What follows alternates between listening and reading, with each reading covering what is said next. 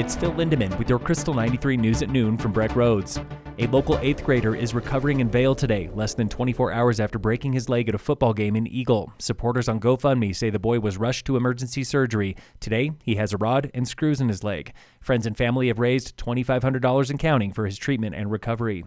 A helicopter that crashed nearly a month ago fighting the Derby fire in Eagle County was recovered this week from its watery grave in a private pond. Vail Daily confirms the pilot was rescued soon after that crash with minor bumps and bruises.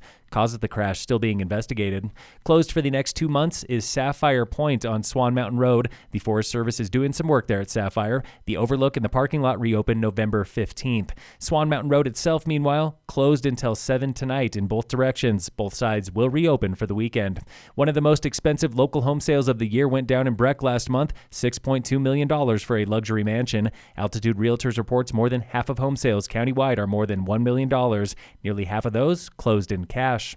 Colorado Starbucks baristas have joined a lawsuit fighting the company's new dress code. Employees believe they should be reimbursed for new clothing they were forced to buy. The company says not happening. A moose with a tarp wrapped around his antlers got stuck in a fence last week. Sheriff's deputies and wildlife officers hiked 3 miles to help the big guy, but when they arrived, he wrestled free and he bolted. He might still have that tarp on his antlers. No one's quite sure where it came from. Local fire danger remains moderate today in Summit. Still no fire restrictions into the weekend. Enjoy your campfires. In local entertainment news, making its Colorado premiere at Breck Film Fest is Gloria, about a solitary rancher who accidentally shoots a migrant woman.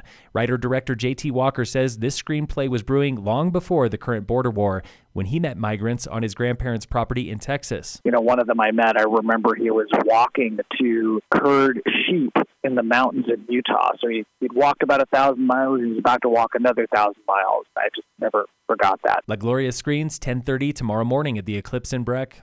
In sports, the Rockies lost to the Marlins yesterday 9-7. Tonight, the Rockies open a weekend series with the Angels. Facebook owner Meta is partnering with Oakley on new smart glasses for athletes. The Oakley Meta Vanguard records video, plays music, and tracks activity via Garmin.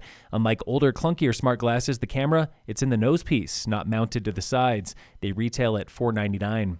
And in local sports, from Cassandra Schultz and Associates with American Family in Dillon, Summit High Boys Soccer lost to Battle Mountain last night 4-2. Tonight, Tigers football is playing Aspen at home, and this team is ready for a fight. Summit head coach Paul Lopez. They don't give up. They have opportunities to just throw the towel, and they just keep showing up and working hard. And that not giving up is really hard to teach. Phil Lindemann, Krystal 93 News.